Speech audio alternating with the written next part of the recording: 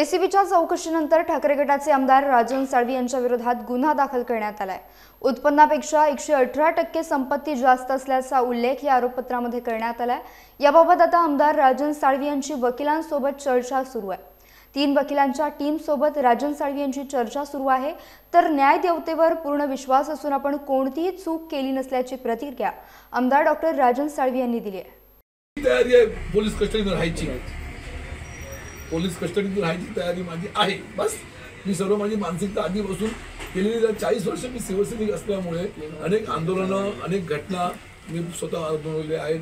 Police custody, gel आमच्या 5वीला पुजलेला आहे, संघर्षातून उभा राहिलेला कार्यकर्ता आहे। त्या दबवणाऱ्या कार्यकर्त्यांनी नक्की चूक केलेली नाही, मी दोषी नाही।